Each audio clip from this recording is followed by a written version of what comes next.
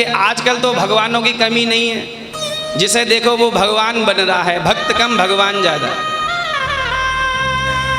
हो सकता है यहाँ पर भी उनके जो है 2-4 भक्त हों, पर हम किसी से मना नहीं करते। पर यदि भागवत के मंच पर बैठने का अवसर मिला है तो एक बात स्पष्ट कहेंगे कि भागवत कहती है महापुरुषों का सेवन करो, महापुरुषों का आचरण करने का प्रयास करो, उनकी राह पर महाजना ये न गता सपंथा, वो जिस राह पर चले हैं उस राह पर चलने का प्रयास करो, पर महापुरुषों को भगवान बना करके पूजो मत। आज बताओ, साईं बाबा महापुरुष हैं, उनकी पूजा भगवान के रूप में करना कहीं से कहीं तक उचित नहीं है।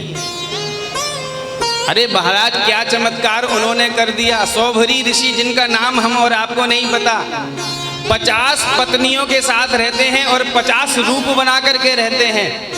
एक बार पिता जब मिलने गए इनकी पत्नियों से, इनके ससुर जी जब मिलने आए तो बड़ी बेटी के पास गए, बेटी तू सही से तो रहती है? तो कहा पिताजी और सब तो ठीक है, बस एक कष्ट है।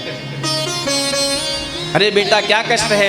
कि कष्ट ये है कि ये हमेशा मेरे पास ही रहते हैं, औरों के पास पता ना क्यों नहीं जाते। अरे ये तो बहुत बेकार बात है, मैं पूछता हूँ दामाद जी से। लेकिन उससे पहले दूसरी बेटी के पास गए, उसने भी यही कहा कि गुरु पिताजी सब कुछ ठीक है, बस एक कष्ट है कि मेरी और बहनों के पास ये नहीं जाते, हमेशा मेरे पास ही रहते हैं। अभिप्राय क्या है कि सौभरी मुनि के पास में ऐसा तपबल है कि 50 रूपों में 50 पत्नियों के साथ रहते हैं। हम उनकी पूजा तो छोड़ो, भगवान मानना तो छोड़ो, उनको जानते तक नहीं।